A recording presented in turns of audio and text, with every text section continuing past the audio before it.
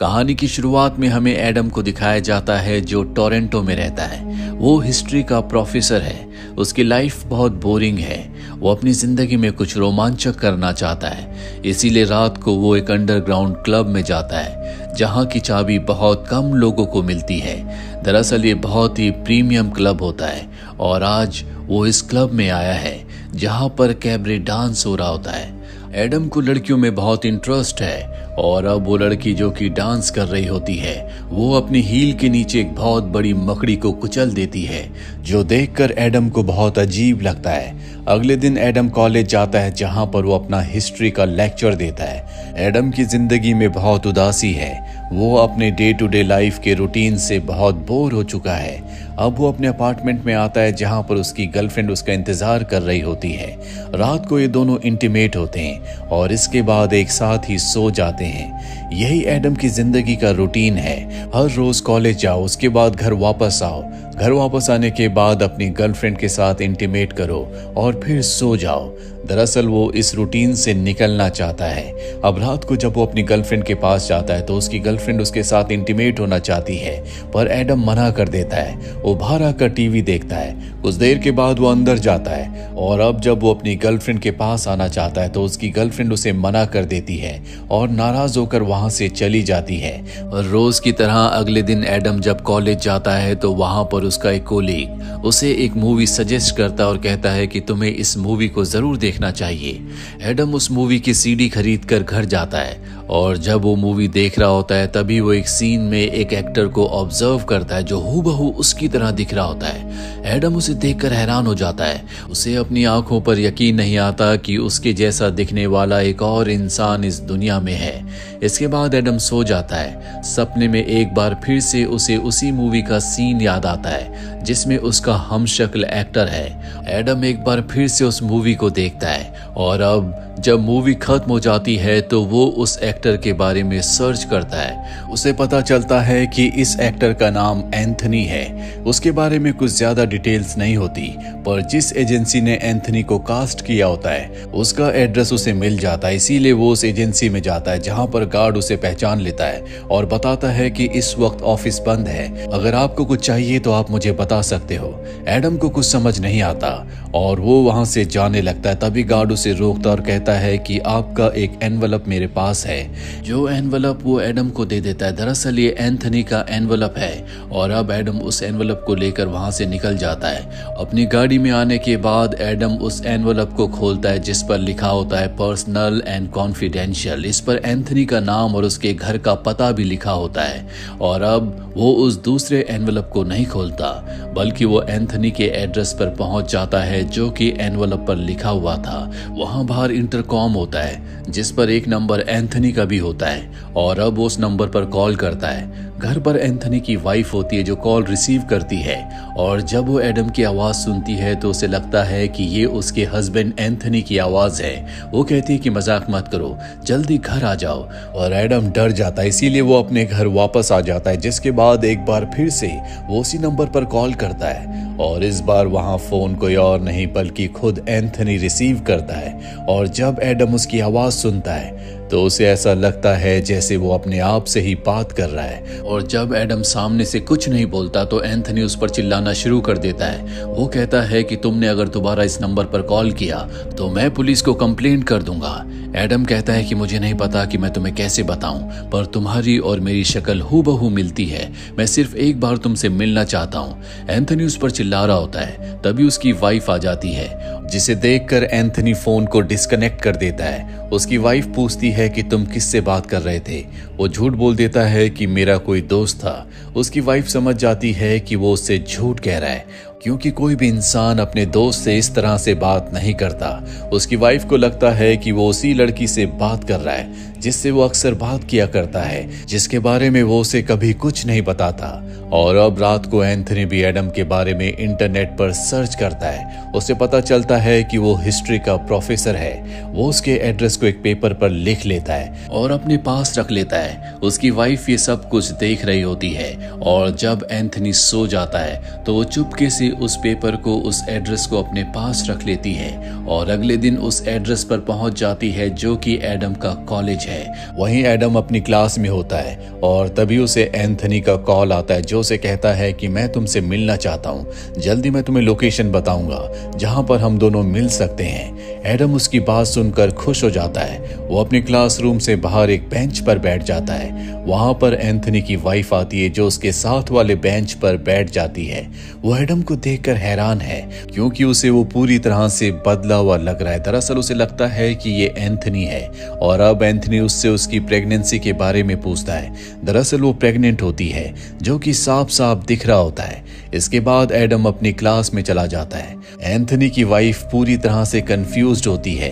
वो एंथनी को कॉल करती है। एंथनी कॉल रिसीव करता है। उसकी आवाज सुनकर वो हैरान हो जाती है। एंथनी बताता है कि मैं घर पर ही हूँ। उसकी वाइफ जल्दी से घर आती है और देखती है कि एंथनी सच में घर पर ही है। वो पूरी तरह से कंफ्यूज्ड है।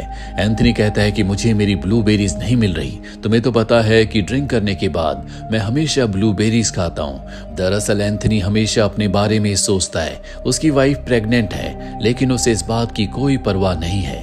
वहीं एडम को दिखाया जाता है जिसे रात को एक बहुत ही भयानक सपना आता है जिसमें वो कुछ लड़कियों को देखता है जिनका फेस स्पाइडर की तरह हो जाता है। अगली सुबह जब एडम उठता है तो एंथनी उसे एक होटल में मिलने के लिए बुलाता है और अब पहली बार ये दोनों एक दूसरे के आमने सामने होते हैं। इनकी शक्ल मिलने के साथ साथ इनकी आवाज भी मिलती है।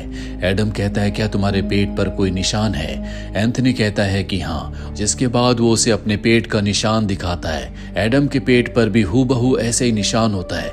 एडम घबरा जाता है और उसके पास जो एंथनी का एनवलप था जो गार्ड ने उसे दिया था वो टेबल पर रखकर वहां से निकल जाता है। पर अब एंथनी बाइक से उसका पीछा करता है पर जल्दी वहां से निकल जाता है और अब एंथनी हर रोज एडम का पीछा करना शुरू कर देता है। वो उसके पूरे रूटीन को नोटिस करता है। एक दिन एंथनी एडम की गर्लफ्रेंड को देखता है और उसे उस पर क्रश हो जाता है। इसीलिए वो एडम की गर्लफ्रेंड को ऑब्जर्व करना शुरू कर देता है। दूसरी तरफ हमें एडम को दिखाया जाता है जो अपनी मॉम से मिलने के लिए जाता है और पूछता है क्या मेरा कोई जुड़वा भाई था? उसकी मॉम कहती है कि नहीं, तुम्हारा कभी कोई जुड़वा भाई नहीं था। अगर होता तो मैं तुम्हें जरूर बताती।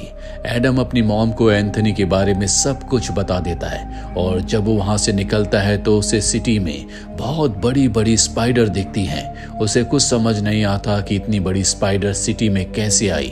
दूसरी तरफ हमें एंथनी को दिखाया जाता है जो एडम की गर्लफ्रेंड के लिए ऑब्सेस्ड हो चुका है। वो किसी भी तरह से उसके साथ एक रात सोना चाहता है, इसीलिए वो एडम को कॉपी करना शुरू कर देता है। जिसके बाद वो एक प्लान बनाता है जिस प्लान के तहत वो एडम को मिलने के लिए बुलाता और कहता है कि तू मेरी पत्नी के साथ धोखे से सोया था और अब मैं भी तेरी गर्लफ्रेंड के साथ सोऊंगा, वरना ही तुम्हारे लिए अच्छा नहीं होगा। एक बार मैं तुम्हारी गर्लफ्रेंड के साथ सो गया, उसके बाद हम दोनों का हिसाब बराबर। मैं तुम्हारी जिंदगी से हमेशा के लिए दूर चला जाऊंगा। हालांकि एडम इसके लिए नहीं मानना चाहता पर उसे एंथनी मजबूर कर देता है। जिसके बाद वो एडम के कपड़े और उसकी गाड़ी की चाबी लेकर वहां से निकल जाता है ताकि उसकी गर्लफ्रेंड को यकीन हो जाए कि वही एडम है। एडम बहुत गिल्ट में होता है। वो नहीं चाहता कि एंथनी ऐसा करे और अब वो एंथनी को सबक सिखाने के लिए जानबूझकर उसके घर चला जाता है ताकि उसकी वाइफ के साथ सोकर वो एंथनी को सबक सिखाए। और जब वो उसकी बिल्डिंग में जाता है तो वहां का जो सिक्योरिटी मैनेजर होता है उसे एंथनी समझता है और कहता है कि मैं आपके साथ एक बार फिर से उसी स्ट्रिप क्लब में जाना चाहता हूं जहां पर कैबरे डांस होता है। इससे हमें समझ में आ जाता है कि कहानी की शुरुआत में जो उस क्लब में गया था वो एडम नहीं बल्कि एंथनी था और उस वक्त उसके साथ ही सिक्योरिटी मैनेजर भी था। और अब उसकी बात का कोई जवाब दिए बिना ही एडम एंथनी के घर चला जाता है और उसके कपड़े पहनकर बैठ जाता है। कुछ देर के बाद उसकी वाइफ वहां पर आती है तो एडम एंथनी बनकर उससे बात करता है पर उसकी वाइफ को समझ में आ जाता है कि कुछ न कुछ गड़बड़ है क्योंकि एंथनी हमेशा रूडली बात किया करता था जबकि एडम उससे बहुत पोलाइटली बात कर रहा होता है। दूसरी तरफ हमें एंथनी को दिखाया जाता है जो एडम बनकर उसकी गर्लफ्रेंड के साथ इंटीमेट होने की कोशिश कर रहा होता है और जब ये दोनों इंटीमेट हो रहे होते हैं तभी एडम की गर्लफ्रेंड उसकी उंगली पर रिंग का निशान देख लेती है। वो समझ जाती है कि कुछ न कुछ गड़बड़ है। वो बेड से उठ जाती है और पूछती है कि तुम कौन हो? एंथनी झूठ कहता है कि मैं एडम हूँ पर उसे समझ में आ जाता है कि यहाँ पर कुछ न कुछ ऐसी बात है जो कि नॉर्मल नहीं है। इसीलिए वो उससे कहती है कि मुझे मेरे लिए घर छोड़ दो। दूसरी तरफ हमें एडम को दिखाया जाता है जो एंथनी बनकर उसकी वाइफ के साथ बेड पर होता है। उसकी वाइफ उसके करीब आना चाहती है पर एडम का दिल नहीं मानता। वो उठकर बाहर चेयर पर बैठ जाता है। उसकी आंखों में आंसू आ जाते हैं। एंथनी की वाइफ भी वहां पर आ जाती है। एडम उससे सॉरी कहता है, जिसके बाद एंथनी की वाइफ उसके और भी करीब आ जाती है। वो उसके कंधे पर सर रखती है और कहती है कि मैं चाहती हूँ कि तुम हमेशा मेरे साथ रहो। दूसरी तरफ हमें एंथनी को दिखाया जाता है जिसके साथ एडम की गर्लफ्रेंड है। एडम की गर्लफ्रेंड बहुत ज्यादा गुस्से में होती है। वो कहती है कि मुझे यहीं पर उतार दो।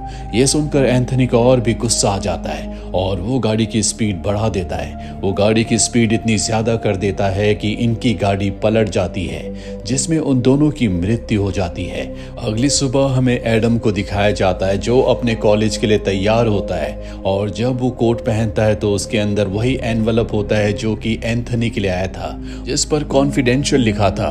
अब वो उस एनवलप को खोलता है, उसके अंदर चाबी होती है और ये उसी क्लब की चाबी है जहां पर कैबरे डांस होता है। वो उस चाबी को देखकर मुस्कुराता है, जिसके बाद वो एंथनी की वाइफ को कहता है कि मैं जा रहा हूं, पर उसकी बात का वो कोई जवाब नहीं देती।